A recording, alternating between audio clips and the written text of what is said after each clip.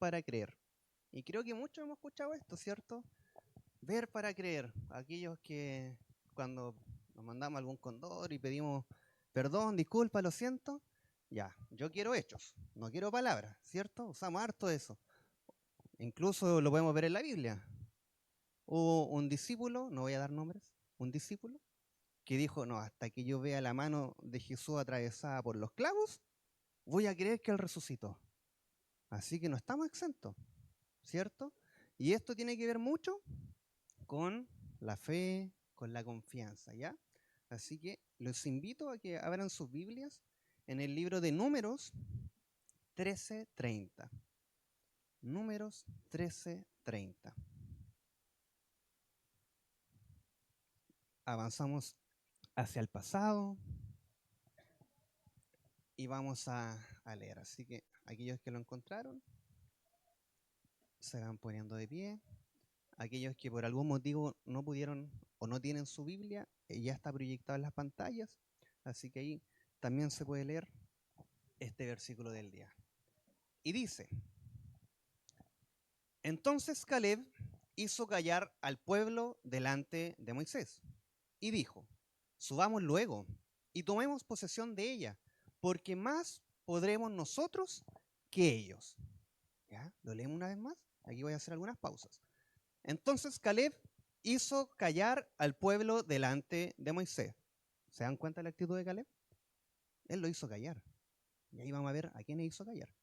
Y dijo, subamos luego y tomemos posesión de ella, porque más podremos nosotros que ellos. Pueden tomar sus asientos. Caleb, lo hemos escuchado, ¿cierto? Junto a su gran amigo Josué, ¿cierto? Josué y Caleb, siempre se habla mucho de ellos. ¿Y por qué se habla de ellos? Bueno, contexto. Vamos a partir desde unos años, ni tantos años atrás, pero un tiempito atrás. El pueblo estaba en Egipto, ¿cierto? Conocemos mucho esta historia, de hecho salió una serie en algún momento de esta historia, y el pueblo estaba en Egipto, había sido cautivo. Recuerden que José se tuvo en la gloria, un hebreo liderando, y después no le gustó mucho esto, así que pasó toda una historia donde Moisés finalmente va a Faraón y le dice, oye, vengo a buscar a mi pueblo, a rescatar lo que es mío para que se cumpla la promesa. Y él le dice, no, next, no pasa nada. Entonces te mando una plaga. Y empezó a mandar plagas. El faraón no quería y Dios le seguía mandando plagas hasta que llega la plaga final, que es la muerte de los primogénitos, ¿cierto? Y esta plaga fue la que contristó un poco aquí al faraón y dijo, ya, ¿sabéis qué? Que se vayan. Que se vayan, váyanse todos los hebreos, no quiero saber nada de ellos y que su Dios haga lo que tenga que hacer con ellos. Que se mueran en el desierto. Pasaron un par de minutos y dijo, no, que no se vayan, vamos, ataquémoslo. Y pasa el milagro en el mar rojo, ¿cierto? Que llega Moisés ahí y ocurre un milagro. ¿Por qué les cuento esto? Para que ya me van a entender. Entonces, ellos ven un milagro. Ven que se abre el mar rojo y ellos lo pasan sequito, sequito, sequito. Después miran para atrás, ven cómo todos los carruajes y todo el ejército de los egipcios se ve absorbido y mueren. Un milagro, algo que no se había visto en la época. Ya habían visto plagas, que también era otro milagro. Entonces este pueblo estaba viendo, de alguna manera, ciertas cosas que ya no eran muy comunes. Dios los saca de ahí, los lleva hasta Sinaí y los ordena. Los ordena. Les da las tablas, los 10 mandamientos, otras leyes más y le da un orden social a este pueblo. Les dice, ustedes ahora van a ser mi nación, van camino hacia la tierra prometida, a la tierra que yo les prometí a sus padres, Abraham, Isaac y Jacob, pero en el camino quiero que así me sirvan. Y le pone leyes y le dice cómo tienen que hacer. Entonces ahí no les gustó mucho a los hebreos y empezaron, pero oye, pucha, hace calor, ya, tranquilo, va a haber una nube. Cuando la nube se mueva, ustedes se muevan. Oye, pero en la noche hace frío, no te preocupes, vamos a tenerle fuego. Oye, hace hambre, ya, vamos a hacer que caiga maná. Y ahí estaban. Oye, pero estamos cansados del pan. Queremos carne. Ya, mandó golondrina. Oye, queremos agua. Ya. Y Dios empezó a actuar en milagros. Ellos vieron milagros, cosas que no se veían, cosas que ellos no habían visto y vieron milagros. Hasta que trasciende todo esto, salen de Sinaí, avanzan un momento hacia el desierto de Parán y es en este contexto que surge esto. La situación es que Dios le dice a Moisés, tienes que ir o enviar a 12 hombres para que espíen esta tierra prometida, para que vean si hay leche y miel. Y van, ellos van. 40 días se demoraron, hicieron una investigación, fueron espías, ellos miraron. Me imagino que se tienen que haber preparado muy bien para llegar allá con sus cositas. Un hombre de cada tribu y vuelven y dan un informe. Y este informe decía puras cosas malas. Oye, no, está lleno de gigantes. No, es que los muros son gigantes. Es que si vamos para allá, nos vamos a morir. Mejor devolvámonos a Egipto. Es mejor que estemos allá. ¿Para qué nos sacaron? Viendo todo lo que el Señor ya había hecho con ellos. Y es en ese momento cuando el celo le entra a Caleb y dice estas palabras y lo hace callar. Oye, cállense. Subamos luego y tomemos posesión de ella, porque más podremos nosotros que ellos. Y aquí está el contexto. ¿Ya? Termine con el contexto. La situación a las puertas de la promesa. Imaginen esta escena. Después de ser liberados de Egipto con poder milagroso, de recibir la ley de Dios en Sinaí, de ser organizados como pueblo y guiados visiblemente por Dios, Israel llega al borde de Canaán, la tierra que Dios les prometió a sus padres Abraham, Isaac y Jacob. Y la culminación de su viaje estaba a la vista. Estaban ahí. Y la misión era ver la realidad. Dios les manda a explorar la tierra, 12 líderes van a ver cómo es la tierra y quién vive allí. Era una misión de reconocimiento, práctica y necesaria. ¿Y ellos qué ven? Bueno, ven la realidad de dos caras. Aquí podemos ver y nos podemos situar y nos podemos sentir como ellos. Tenemos un grupo que confirma la bendición, ¿cierto? La tierra era extraordinariamente fértil, tal como Dios había dicho, fluía leche y miel. El fruto gigante que trajeron era la prueba visible de la bondad de Dios. Anteriormente Moisés le dijo, tráiganme de allá fruta, para ver cómo es la cosa. Y ellos le llevaron un racimo de uvas que era tan grande que entre dos personas tuvieron que trasladarla. Entonces estaban ellos confirmando que la bendición era así, que efectivamente era como Dios les había dicho. Pero también vieron la realidad militar. Ciudades enormes, bien defendidas, un pueblo muy fuerte y estaban los anaseos, que los anaseos eran los gigantes. Ya, entonces ellos vieron los gigantes y no, estamos mal aquí. Entonces, aquí ocurre una reacción que era lo que estamos leyendo. Una reacción donde está el miedo y está la fe acá. Está el drama humano presentado. No, ¿cómo vamos a ir para allá? No, no, no, no podemos subir contra el pueblo, ellos son más fuertes que nosotros, y les da como este complejo de donde ellos mencionan que ven que ellos son como langostas. Ay, ellos nos miran como langostas. Se parece muchas veces a nuestra realidad, ¿no? Tenemos esa mirada cuando enfrentamos ciertas situaciones. En cambio, dos personas, eran 12, dos personas, solamente vieron la otra realidad. Ellos no negaron lo que dijeron sus compañeros de viaje. Ellos no los desmintieron.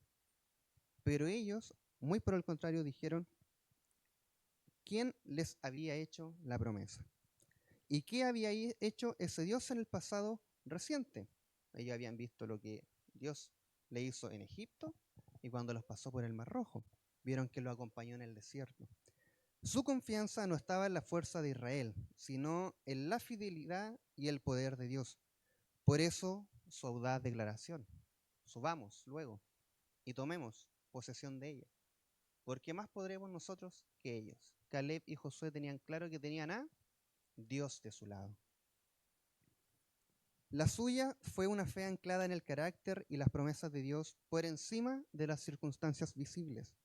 Este tipo de confianza radical en Dios, incluso cuando las circunstancias parecen imposibles, es la fe que Dios busca. Una fe que apunta hacia la confianza plena que tenemos en Jesucristo. Las consecuencias históricas. El pueblo lamentablemente escuchó el miedo. Y aquí es súper importante y hacer un paréntesis. La gente que estaba en ese momento se escandalizó, cayó en el miedo y todos le creyeron a esta mayoría. Pese a todo lo que vimos anteriormente, pese a todas las promesas que que Dios había cumplido en ellos, pese a que Dios los iluminó en la noche, pese a que Dios les dio sombra en el día, pese a que los alimentó, pese a que los protegió de las plagas, ellos aún así dijeron, no, no creemos.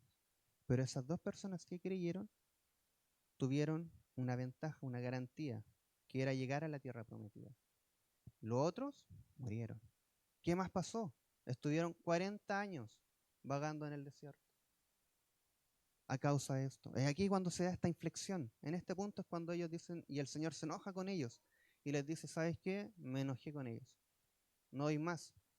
Y la palabra relata que Él los quería liquidar a todos. Y Moisés, como buen intercesor, va y le dice, pero Padre, no lo hagas. ¿Qué van a pensar en Egipto de nosotros? ¿Que nos sacaste a morirnos acá en el desierto? No, no lo hagas. Se parece un poco a Jesús, ¿cierto? Como Él intercedía. Entonces, importante aquello. Ahora, les decía yo que eso fue en el pasado, ¿cierto? Eso es parte de lo que pasó. Historia, es un hecho. Ahora estas lecciones del pasado apliquémoslas hoy. Esta historia no está allí solo para informarnos sobre Israel, ¿cierto? Nos habla a nosotros. También nosotros enfrentamos situaciones donde lo que vemos parece contradecir lo que Dios ha prometido en su palabra, ¿cierto? Y nuestros desafíos y cómo es la perspectiva correcta. Vivimos en un mundo caído y enfrentamos diversas dificultades, ¿cierto? ¿Estamos de acuerdo con eso?